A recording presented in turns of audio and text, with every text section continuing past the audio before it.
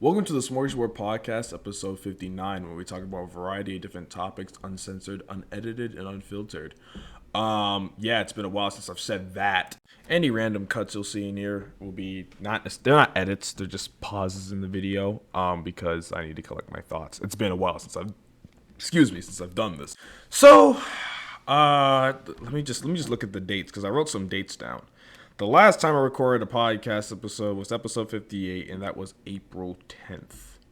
At the time of this recording, it is June 14th, so April to May, May to June. Just over 2 months, essentially. I missed the 2-year episode.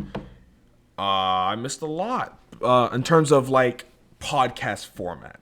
If you've been keeping up with the channel, I've been pretty active and talking about this episode for a little bit, hinting at what this is going to really be about. This one's going to probably be, I've always been really honest. This is going to be probably my most honest episode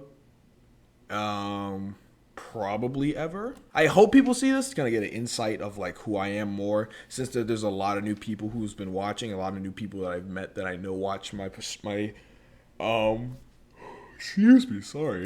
that watch my channel now a lot more. So it's I'm just hoping they get a better insight of who I am. And by that, I'm basically going to detail why this whole last year has been kind of crazy. My whole junior year, because I'm going into my senior year, I kind of want to detail what's been happening starting. And I chronological, when I say the beginning of the year, I begin the beginning of my school year. So that would be all the way back in August, talking about that whole time, that whole junior year, kind of what's been that kind of hectic, what's been going on with me, and obviously when the hell this whole idea of Artist of the Day came from. So to start, we have to go all the way back to the first day of school, walking into my junior year. Now, this year's felt so long, and let me rephrase that. Going into this year, before we even touch the school year, let's go talk about going into the school year. Going into the school year, I made a post on my Instagram, which to this day, I think definitely stood true, based on the rumors of being told that junior year is always your hardest year. And on a school level, I didn't believe that to be true necessarily. I believed it in terms of workload, because that's obviously it's the year before your senior year, and that's the year you start figuring out colleges and all this, that, and the other. And obviously that's the stuff where you start to figure shit out, this, that, and the other, yada, yada, yada. But I also had this gut feeling that on a personal level, it would be my hardest year, I would say.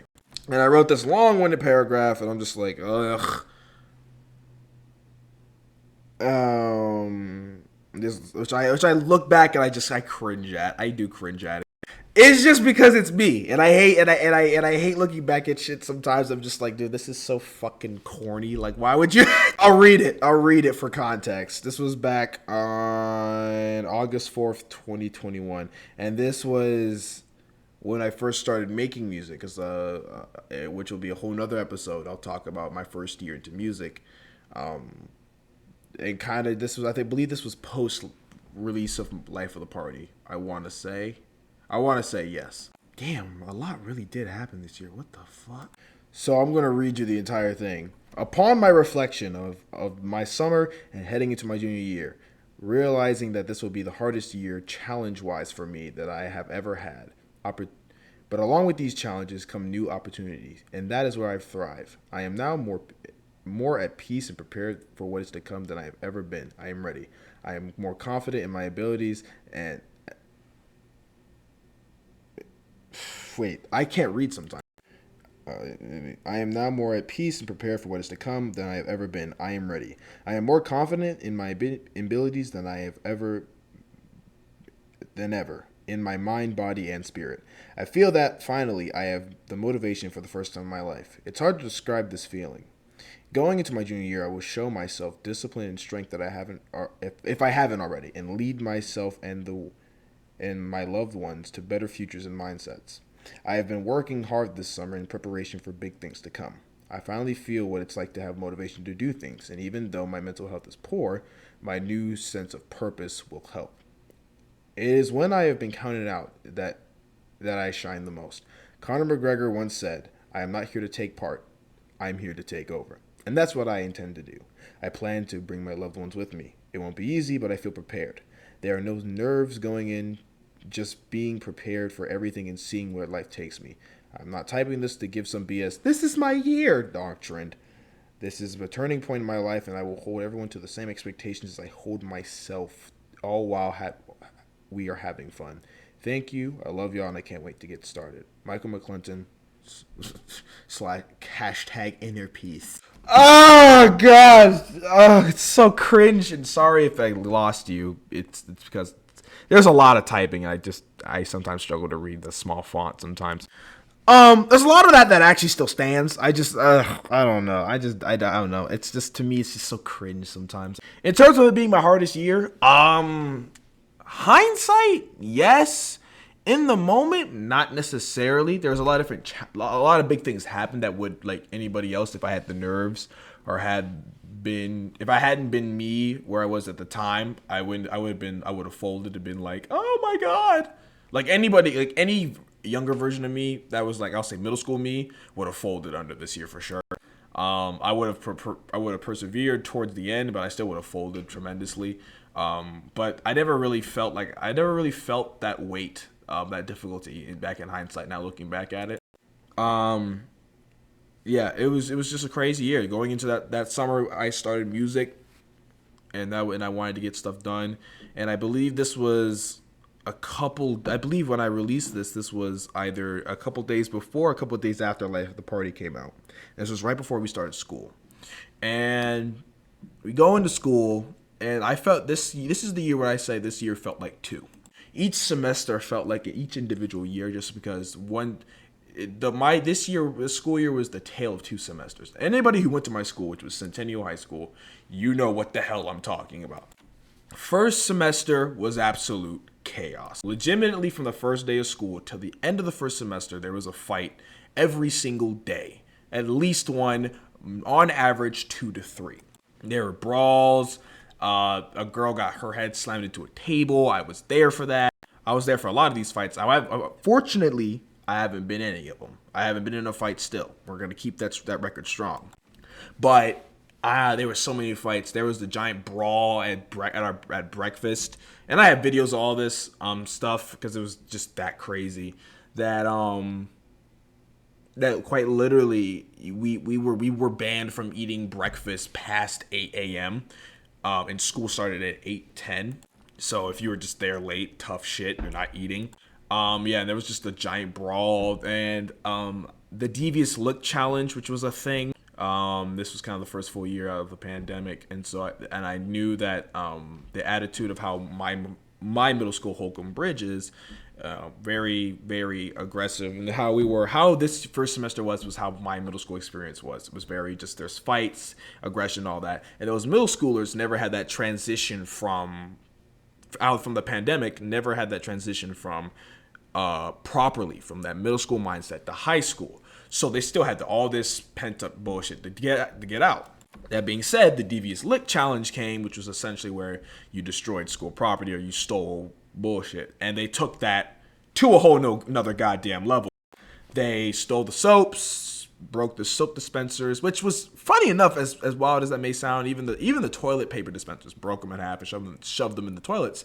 That was pretty standard on what the hell was going on TikTok in said challenge. The bit where it started turning crazy is when people started stomping out toilets. They kicked out all the toilet bowls from the floor, like kicked them out to where you could see the hole in the ground where it literally had to be drilled back in. They took a sink off the wall, and that was fun. And this was also a crazy year, even.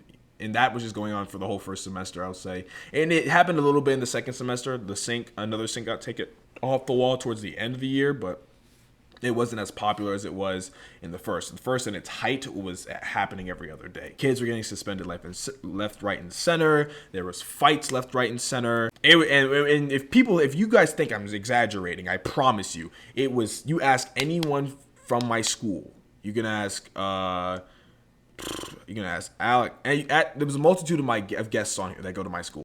Alan, Aretta, Harper, Alex.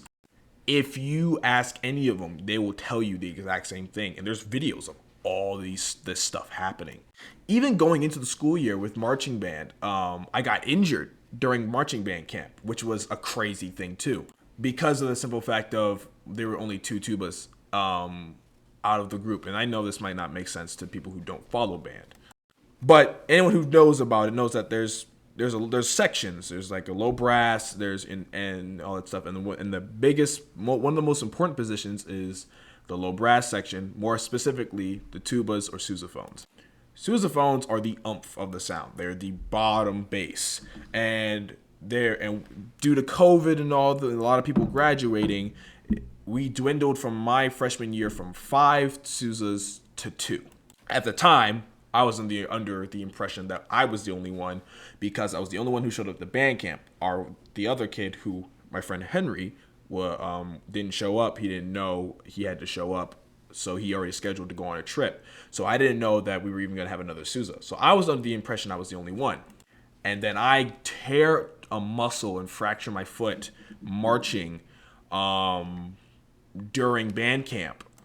And at that point we were kind of like, fuck, what do we do? Because I went and I had a boot on, and they said, yeah, this boot's not going to come off till like the end of the first semester, like till like December, January, and the season ends in November. Obviously it would go longer considering if our football team made the playoffs, but our team is garbage. We weren't going to make the playoffs this year, and eventually we didn't.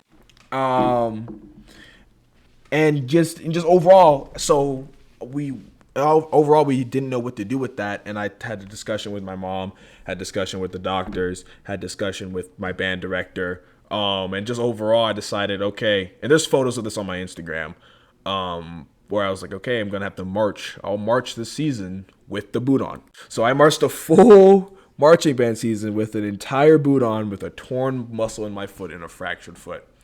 Yeah. When I tell you I became a god to those band kids, it was the funniest shit in the world. Like, I walk on that field, the whole crowd sees that, and they're just like, first game, I walk over to the concession stand after we perform. And this was the first performance. Like, I've been injured to shit. And I barely even practiced the show. Like, I've been to practices, watched my spots. I learned all the show without a set sheet because my section leader, hey Aaron, dumbass. I say that because he had my set sheets to learn, and he didn't give them to me because he thought he didn't have them. So I basically learned the whole show by just watching, and figured I was actually in the right spots. But I hadn't been marching that much because my foot's been aggravated, and I was in this giant ass boot, and it was the first time I ever marched with the instrument on. I was in full uniform, that was a mess considering the whole situation with uniforms and stuff getting mailed. And all that stuff not fitting me. We last minute had to run to 15 different shops to tailor it for my size, because the day that they fitted them, I missed because I was at a doctor's appointment for said injury. And my real uniform wouldn't come till July, which would be my senior year at band camp. So they put together this uniform, they tailor it, it's ready to go. And the first game, it's like the first game where they had a marching band show, I genuinely just didn't have a uniform. I was in jeans and the band t-shirt, and I played my part on the sideline. The second game is where I come out there, first time ever, rehearsing the show, like with the Sousa on in front of people, and there's a set or a movement where I have to run physically with this tuba, run 25 yards, immediately start walking backwards. For those who don't understand marching band terms, when you have to march backwards, it's called backward slide. So I have to run 15 to 20 yards, stop, immediately go backwards. And that was kind of what everybody was holding their breath for. And that was the first time I ever marched. And I ended up marching it. I was fine. My foot felt aggravated after, but I did it. I didn't fall. I didn't bust my ass. Otherwise, I would have been all over World Star, which, hey, views. But I walk off the field after to go to concession stands because we're on that third quarter break. And I remember just the other band, when they go for their break, because we have the same time, they walk over and they're just like, you're a god. Why are you doing this? It was just the funniest thing. And I marched the whole season in that. And all that was going on while this whole school year stuff has been crazy. And it's just overall, it was just a wild first semester. And this was all by like September. And the coup de grace of our first year, which I can now kind of talk about, there was, if you saw my school on the news, because there was a stabbing at our school. Yes, you heard me right. There was a coup de grace. I won't go into details, even though the case has already been dropped. It's not really my story to tell, even though I was kind of involved because I got death threats because I was friends with the guy that stabbed somebody. If you know, you know.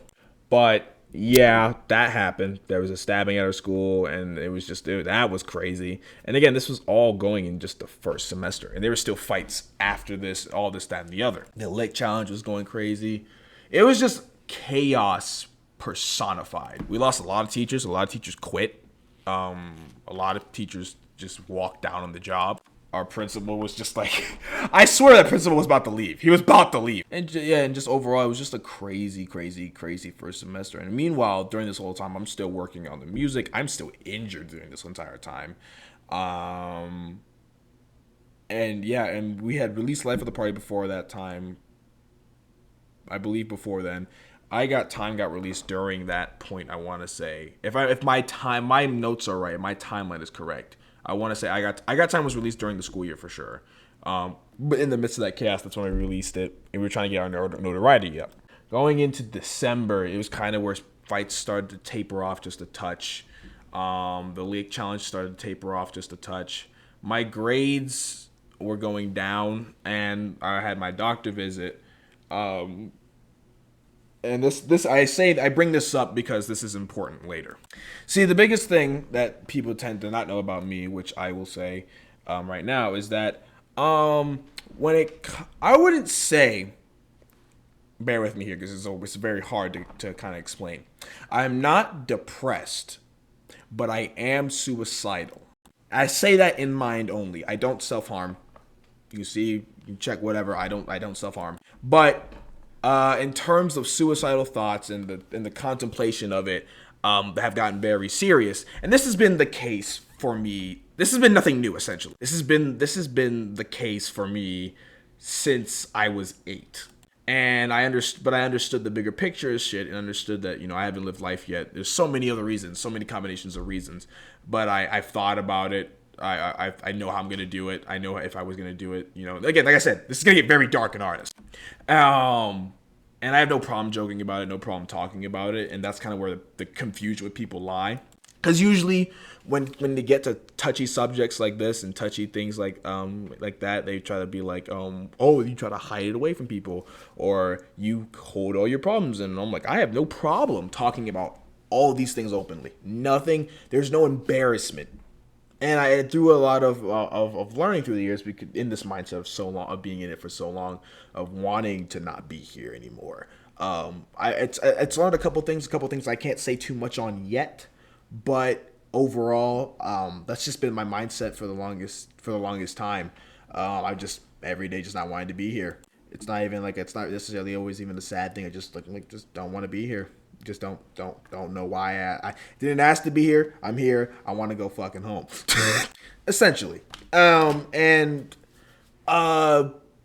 doctor's been trying to, they were in discussions of medication for my first semester, and I'm like, I'm fine, because they're talking about my grades dipping, which, to be completely honest, by the way, has been a trend for like my past 5 years. I was always a straight A student, and then when I hit middle school, somewhere I think that's 7th grade year, I would always start off really strong, dip down to F's. It looks like I'm gonna fail, but then I bring them up last second and I pass with flying colors. This has been a trend for the past 4 or 5 somewhat years.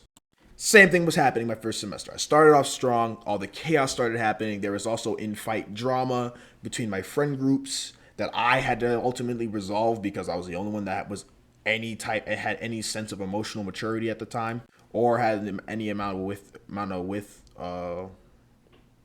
bandwidth or energy to even deal with said bullshit. And they would dip, and my mom was like, you're gonna fail. No faith in me, essentially. Which is so funny because I keep telling her the same thing. I'm like, this happens every year, but Mom, this happens every year. Every year you say I'm gonna fail, every year I don't. And I don't say that to sound like a cocky asshole. I say this simply because of the fact of this is what's always happened. I don't do this on purpose. I don't try to be like, I'm a fail. I don't try that. It just, for some reason in my subconscious, which I think is something that's like just in there, I got to figure out what the hell it is. It just happens. It just naturally is just a thing where it just goes, all right, you're doing good. And when the pressure's on, I thrive. Hence, in the thing, when I'm counted out is when I strive the most. I remember going that last week of that first semester, last December, I was failing one class, my psychology class, which was actually very intriguing. I learned a lot. Despite my grade being a 70 even both times, I learned a lot from both of those classes, from both semesters. I had a 62 with the week left, and I brought my grade up 7 points in one day. Took my final, passed it, and then went ahead and got my grade up to a 70 with like 2 days left in the semester, right before grades were due. Everything was A, B's, and then that was like my 1C. And that always has been the trend. And I was like, this is gonna happen. This is naturally what happens. And my GPA was still a 3.0, 3.3 at this time. I think I ended my year actually this year at a 3.2, I want to say. If not a 3.0, or 3.2 for sure. But in just overall, going through that winter break, I had a conversation with Loretta, and I was like, wait a minute, it's only winter break. We got a whole nother semester of this shit. And we were like, fuck. Like, are you serious? Because it felt like a year. It felt so long. I thought, I was like, bro, this is my senior year. It felt like 2 years. And all this chaos that I've just explained to you up to this point has just been one semester. We haven't even gotten into the second semester. And the second semester was more of chaos for me on a personal level. More than it was. Yes, there were still the fights. Yes, there were still, the lick challenge. Someone did take another sink off the wall entirely. Yes, there was, all that other stuff in school. But this was more chaotic for me on a personal level. Although this did go by a lot fucking quicker. Now, and remember I was on the phone with Loretta. I'm like, bro, what is the second semester going to look like? Because for the first time ever, I had no clue what it was going to look like. I was always able to tell the trajectory of where stuff was going to go. I called out sophomore year that said, hey, there's going to be probably a lot more fights. Now that people are coming out of COVID, this is the first full year where everybody's back. There's a lot of pent-up aggression. There's a lot of beefs. We go to a school that has a lot of people who just like to be on bullshit for no reason. There's going to be a lot more animosity. And sure enough, that's what happened. The lick challenge, I knew was going to hit our school heavy because that's just what people do. They be on bullshit. And I knew this was coming. But this was the first time of going into a semester. I was I didn't know where the energy was going to lie. I feel like there was going to still be drama, but the only thing I said I knew for sure was going to be the drama was going to shift more on a personal level in terms of it's not going to involve me or involve my close circle, but it's going to be closer around us and or will involve the close circle, but never really involve me. This is what I felt like the first week of my winter break. Christmas comes, we're chill, it's all fun, we have our fun. We're still making music at this point. New Year's is when we actually come up with New Year's is when we actually come up with That's Okay. Or that's when we started it. And that was kind of our third song. And again, this is all in the 1 year. This is after I Got Time. This is after Jacob and Zach left the group. And that whole thing fell apart. And now the group is essentially me, Aretta, and Harper, as it technically on a technical level, words. It's always been that way. Jacob never was in town enough, or never was in the studio, never did anything consistent enough for us to be like, oh yeah, he's a prominent part of the group, because he literally didn't do anything. Zach was more of he did something for I Got Time, but we kind of had to really fight him to finally do his part, and even then he still didn't fully commit to anything. So when they left, it kind of was just like, okay, you left, and we kept it pushing. The group has still always been me, Harper, Aretta, and Joe. Joe was the one who made the That's Okay cover. And like I said, I'll go more in detail on the musical side of it when I make that episode, whenever that be, which will hopefully be soon. Going into January before school starts, I then come up with the idea of Artist of the Day. Essentially, what made me come up with that was I was just thinking, I like to watch these two main YouTube channels, these big YouTube channel reviewers that I like to watch are obviously, a lot of people know who they are, Anthony Fantano and Sean C. And I essentially wanted to do something unique and be and I was always about connections. I was always about building a network community of musicians. And as we all keep rising up, when we get to the mainstream industry, because we are the next generation of music, we can build a network that connects us instead of trying to step over each other to be better.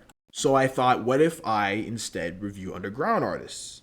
What if I instead go out here and get other people a platform, even though my platform at the time, and even still is very, very, very minuscule. Like, you'll probably get 3 to 4 new streams of my shit on the YouTube level, but on a actual social media level, you would get probably a lot more because I've actually gained a good social media following from that. Sorry, I'm looking at my phone because I actually, by the time this video is being recorded, I released my Susie Moon review, and she's just now seeing it. She's texting me. Ah! Of course, let me know what you think. So if she watches this too, hi. Anyways, back to the episode. But yeah, just had to shout out to her, man. Shout out to her. But proving my point, I wanted them to build connections, and hopefully at this point this would also build connections for the band, me personally. But I mainly did it just because I wanted to do something nice for other people. At the end of the day, as much as I knew it could possibly benefit me, if I was more worried about, as long as the artists see it, if the artist can see that I did this, if the artist knows that there's at least someone out here, there's one person who liked their music so much, thought about their music so much that they're willing to review it and really talk about it, then I've done my job. Anything after that, everything, any connections, any conversations, any features that would come out of that, for me, is a bonus, even though I would love for that to happen with almost all of them, because almost everybody I've reviewed, I've enjoyed. In some way, some sort of facet, let it be, if not the music, making the video, if not making the music, making the video the music, and thus it piggybacks off each other. I've always enjoyed recording. There's never really felt like someone that's been necessarily a task as a whole. So that made me come up with the idea of, I'm trying to remember how the hell I found Josie, because she was the first ever episode I did, the first ever Artist of the Day episode. Because this was me thinking of, how the hell do I do this? How the hell do I format this? Because I wanted to do it where I reviewed it like Anthony Fantano, with the poignance of Anthony Fantano, but having the comedic effect and the like instant first reaction of a Sean C. But I knew everybody was gonna be like, oh, this is what I thought of Donda. This is what I thought of Certified Lover Boy. This is what I thought of Dawn FM. Everybody was gonna do those mainstream takes, and I thought, everybody's gonna have their opinion on The Weeknd, Eminem, all these big artists. I thought if we actually dedicate a thing to smaller artists, more local artists that aren't in the mainstream eye yet, but if they have some form of type of journalistic coverage, it makes them look more professional. And again, this is like hindsight thinking of overall. My mapping out of all this was like very strategic. So this wasn't necessarily by accident, but this was just a trial run per se. Then the Josie J episode comes out. I film it, I put it together, I tag her, and from there is where everything started to take off in terms of my channel. The channel on YouTube never got that many views. Most of my views came from Instagram. My podcast episodes, I would average like 50 to 70 on there, but on YouTube I'd average like 1.5 to 2 on if I'm lucky I would get 5. The majority of my views, even now, come from Artists of the Day. Like one of my top viewed videos ever is my Woody Earwood, I believe. Yeah, video that I recorded. Woody Earwood, I'll say, got 83 at the time I was recording. And this is where like I kind of finally found that pocket I wanted to go into in terms of just creativity, and in terms of just really letting the creative juices and ideas flow. I then ran into a bunch of underground artists that didn't necessarily have enough music for me to fairly judge them on an artist level. But then that came up with Track of the Day, which, on an individual song or two or even three. And just me being like, okay, I can review it on that level. Where can we go from there? Very recently, I came up obviously with the underground album thing where I've been trying to figure out a way to word it to for so long. I've been wanting to review the album on the album format for such a long time. When I started this idea, and it's such an enjoyable experience. The mainstream level was obviously discography dive, where I listen to the entire discography of an artist, and then I go out ahead and talk about it and make a playlist of my personal favorites. And through that, I have met a lot of cool people, and every single, I can confidently say unanimously, besides like one person that we're cool, even though we're cool now, every single person that has seen the video that I reviewed of them has taken my criticisms well, has enjoyed it, and I've even gained some really cool friends from them. Obviously, the biggest two that I can shout out right now being Mason Embers. Well, really biggest three. Josie, because Josie was my first ever, and we actually met up to start working on something, but we fell off because of schedules. Obviously, it's so hard. And a lot of people, and through this, I found out a lot of people that I knew actually made music already, and I just reviewed them regardless. Mason Embers was really the first person that really took a really big liking to how I did it. Really go out here, like, when I reviewed it, I remember, because I remember he was part of a big three list that Josie sent me off of that. I had a couple people before him, but then she sent me Mason, Anna Shinholster, Anna Grosh, in which he was the last one to review. I reviewed him, really enjoyed his stuff, really loved this Billie Eilish. Billie Eilish, I'm such a moron. Billie Jean cover, I really enjoyed that. And then he wrote this beautiful paragraph on his story about it, and he then had a good message, and he actually paid me, which I did not ask for. And to him, I'm forever grateful, because he also sent me a bunch of other people, and just him being an awesome dude.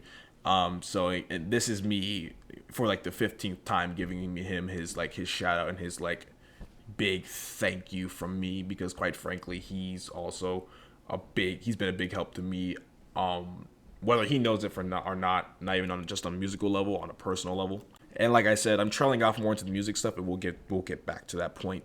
Like, all this ties back into the original points.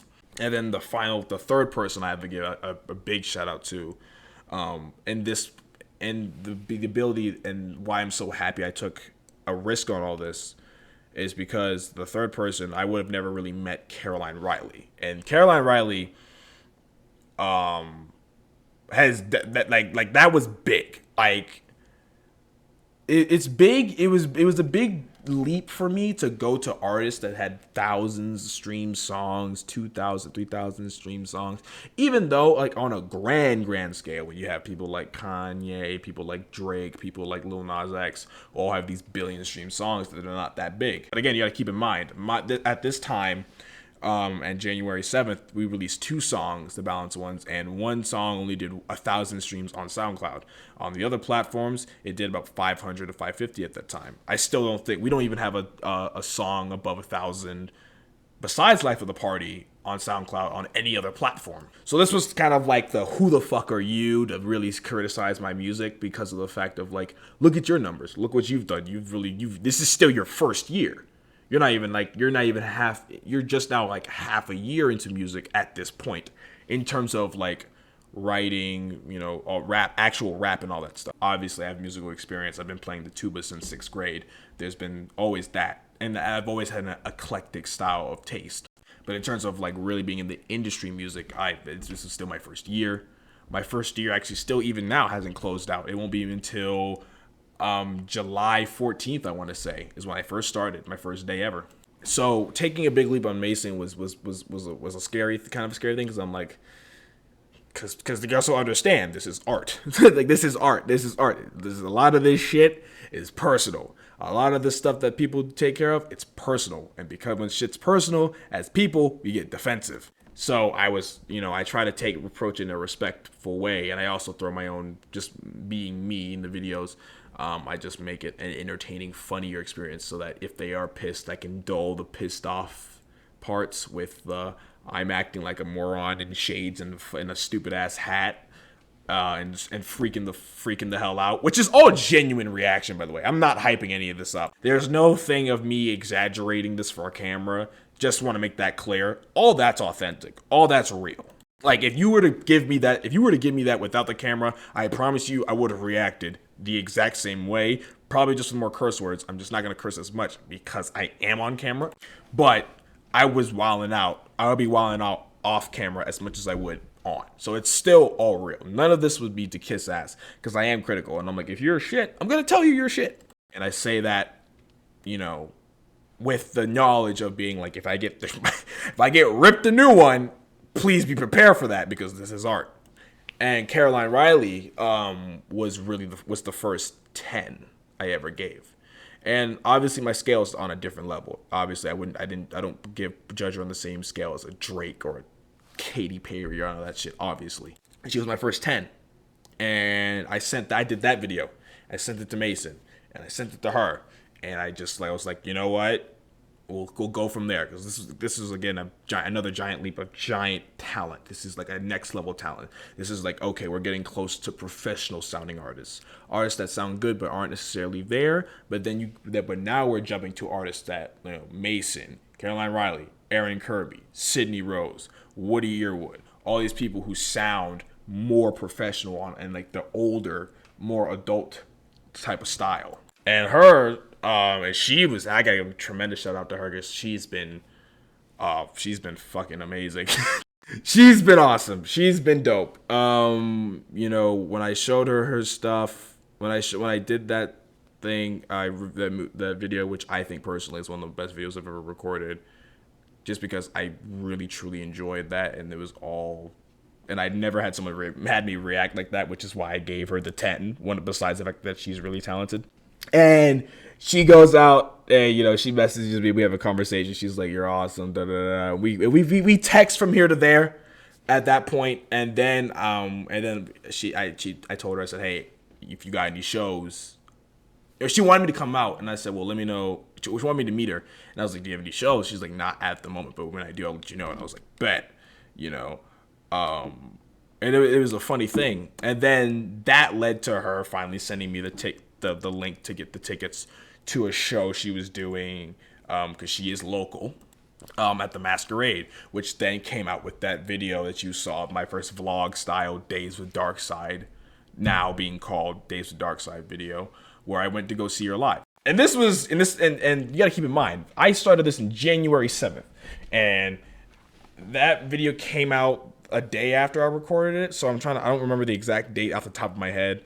But to go from that, and I'm just a dude with a stupid ass universe style backdrop that waves in the background if there's a fan that's too blowing too hard. A mic that I didn't have the first time, a webcam nav, which I recorded on an HP laptop until 5 episodes ago.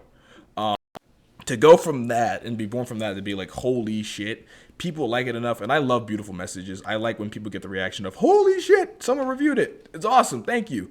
That was enough for me. For her to take that thing and be like, okay, I want you to come to a show. I want to meet you. This was the first time I ever met an Artist of the Day person besides Josie, and this was the first episode, and this was outside of working with her. I met her at the show. You've seen the video, go watch it. Again, it's one of my more viewed episodes. It was much more fun, much more of a stylistic switch up besides me sitting in front of a camera. I got to meet her family, which they knew me, which was so weird. Walking in there, they're just like, hey, I know you, and I'm like, huh? Yeah, and then I got to introduce her to members of my band. That's what, obviously I took Oretta with me there, and then she had that sign up sheet for her to be an extra in her music video. And I signed up last minute because I was like, do I go? Then I heard Harper was going because I introduced Harper through text, but she hadn't met him in person at the time. And I was like, fuck it, I'll go with you. Harper, if you're going, take me with you. I'll go with you. Fuck it. And I go and I meet her. And so I meet her up with her again, and I introduce her to Harper, and I meet her full group. And I've met a lot of cool people. Lindsay's dope. Asher was dope. I did the Artist of the Day on Asher. He's fucking killed it because he's the drummer. Absolute wizard. and this is turning more into a music thing, but I promise you this ties back. And all this was going on, right? And this was all summer. But in terms of the second semester leading up to this, I was still doing this, and my upload schedule was spotty because of the going back into what I was talking about my mental health, in terms of I knew it was poor. I knew I was going down. I still know I'm going down. And I knew it was going to crash at some point. I knew there was going to be some point that I was going to get put on medication, because they kept trying to put me on it and they kept talking about it, and I said, nah, I'm good. And I knew, and even now I still don't need it. But the point that I knew that I would get put on meds was, funny enough, was when That's Okay came out. The minute I finished recording my verse, and I said that one line that, if you heard that song, you know what line I'm talking about. Said, there's a light shining bright at the end of the tunnel. I just hope it's a train. I think I'm going insane. Which, by the way, is unanimously my best line I've ever written. Like, that's come out by far. But I knew the minute people heard that, there was going to be like a thing of like, oh my God, are you okay? Type shit. And I knew that would kind of be like callous. I'm like, okay, people are going to start looking at me a little bit different. This is where I think that was the turning point. And I go from there to my grades keep falling, keep plummeting. That same style I told you back about, where it goes here, then goes down, then goes back up.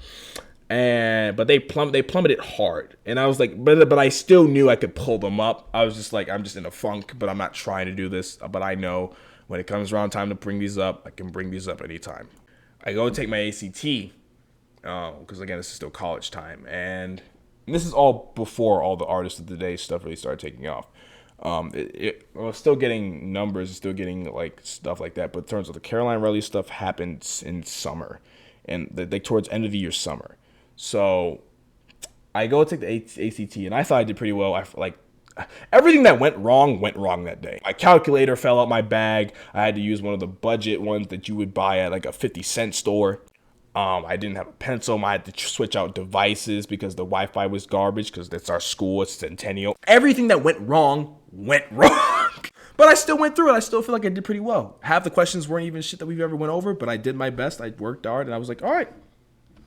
I'm not expecting to get a perfect 1600 or whatever the hell they score it out of, but I think I did all right. Oh, no. That was not the case. We get the test scores back, and it's basically saying like I'm borderline autistic. That's what my mom is saying. She starts flipping out. And my mom, if you haven't met her, she's a hyper dramatic person.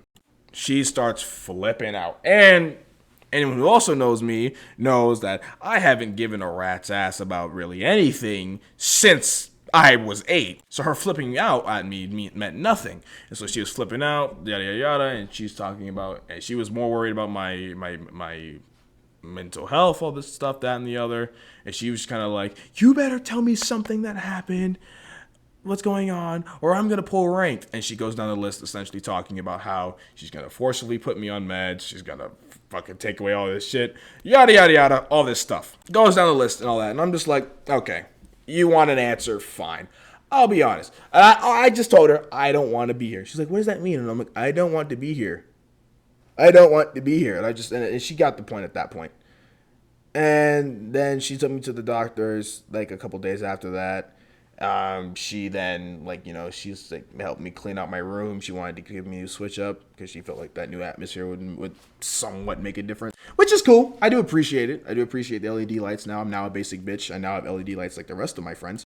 I have a new bed that I can now actually fit in because I was sleeping on a twin for like the longest time. It's cool. I enjoyed it. But we went to the doctors, and then sure enough, I have no choice. I have to go on medication, which I'm on right now. Don't like it. And I also doesn't make a fucking difference.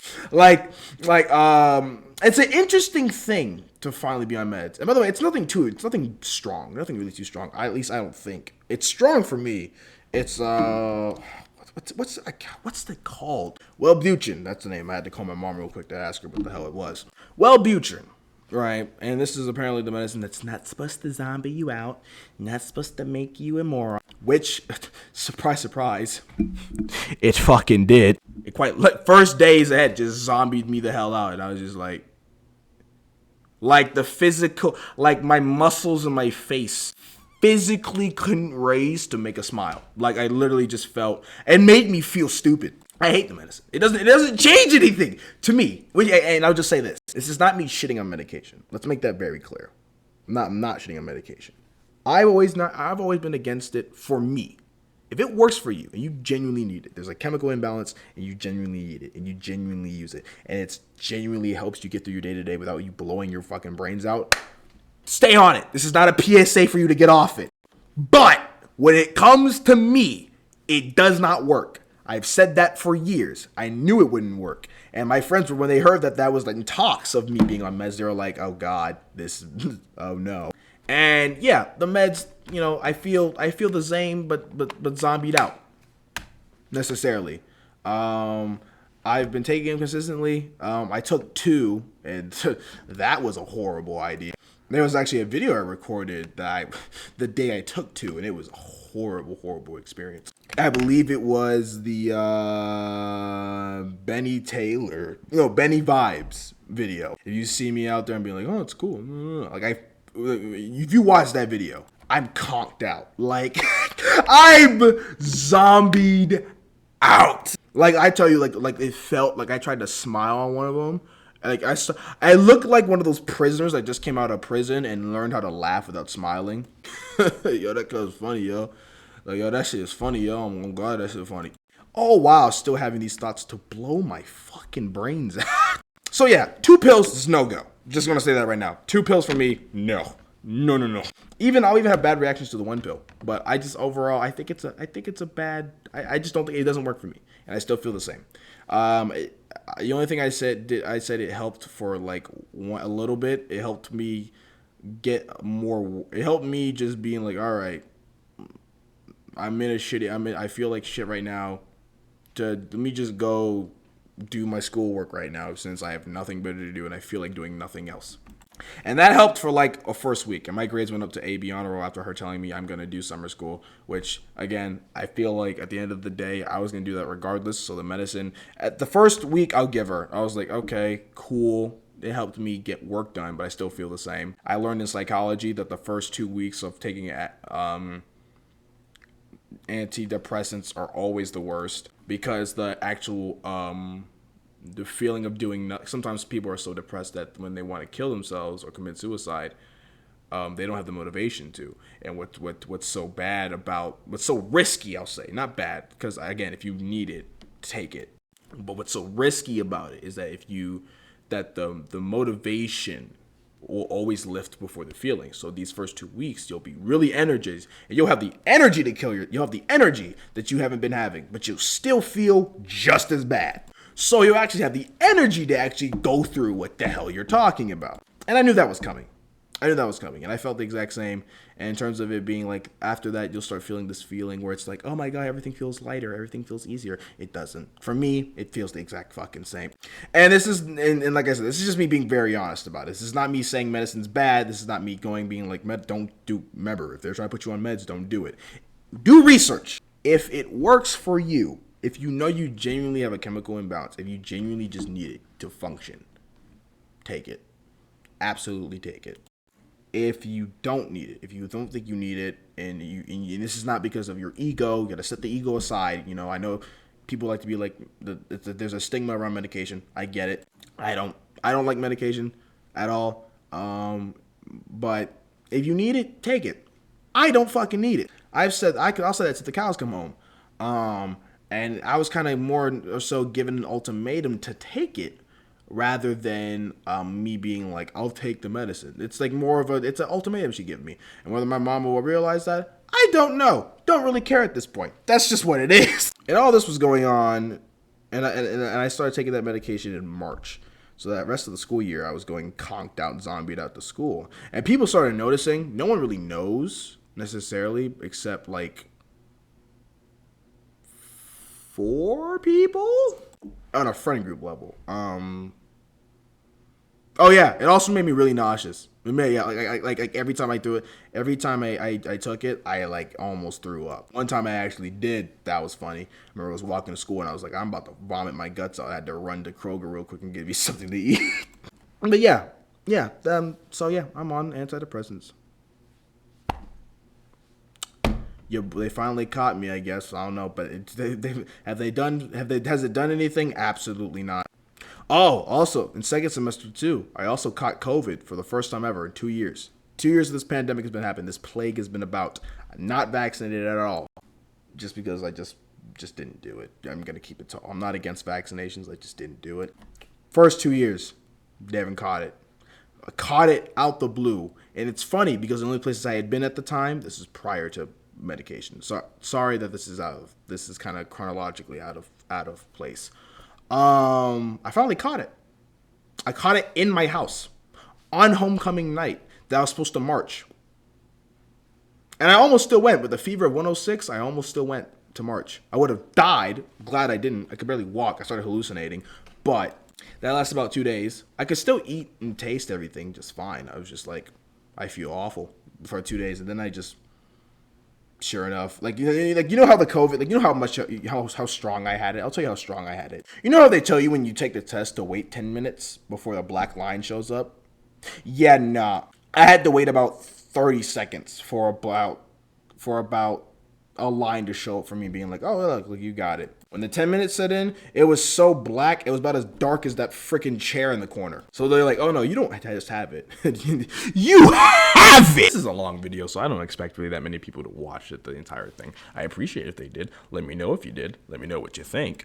But yeah, that happened. And now, as it stands, as of June 14th, and going after the second semester of just it being kind of a lesser crazy first semester of just school stuff, getting all that stuff up on meds, all that stuff, all that fun jazz. I sat here in front of you, senior, going into senior year, should I say? With that being, yeah. So that's where I am at. That's why my schedule's been so hectic in terms of uploading at that point. So anybody who has been watching me before this run of me uploading consistently, 1,000 apologies. 1,000 apologies that the podcast episodes took so long to make. I'm finally ready to come back to it just because I wasn't putting it off necessarily. It's just whenever I wanted to record, something always came up. I was going to record, I caught COVID. I was going to record, I got put on meds. I was going to record, and my grades started slipping. So now I'm taking one class in the summer, not because I'm behind. I want to actually get ahead. If I take this math class, I won't have a math class my senior year, which will be so much easier on my workload. You have no idea. And that's why every once in a while, depending on the workload of said day, I might miss a day or something else might pop up. But other than that, I told my mom, I said, what's in the way is school. Once I, in terms of, because she was always asking me about when are you going to record all this stuff, because I don't want you to keep wasting stuff, essentially. And I was basically saying, all I got to do is get the school out the way. Once school is out the way, I'm going to show you. And sure enough, if you've been here, you've been knowing I've been uploading 2 to 3 videos a goddamn day for since May.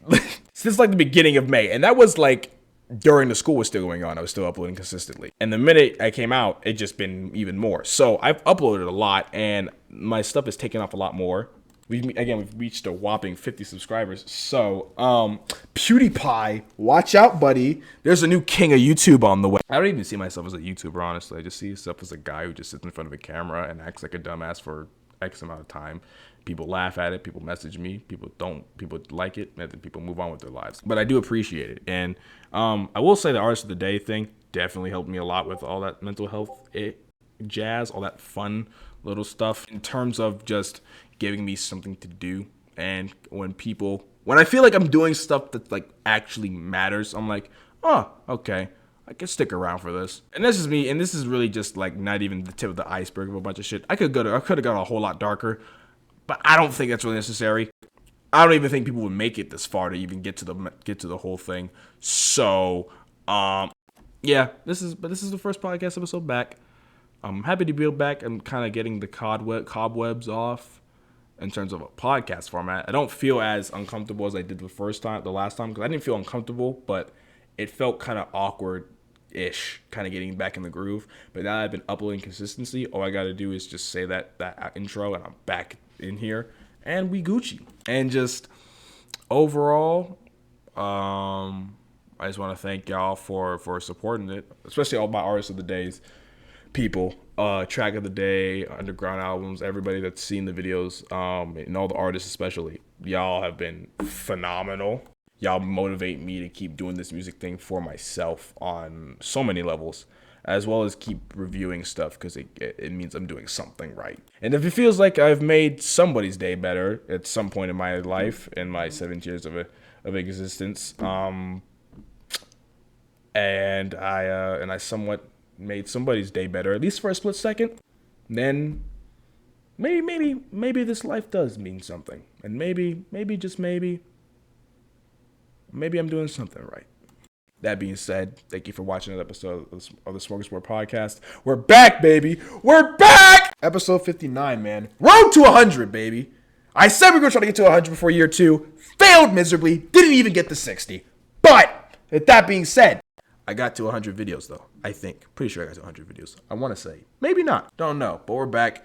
I like being honest with it. I truly like to be honest. I hope this does well, in the sense I hope people see it and take something from this. They get a laugh.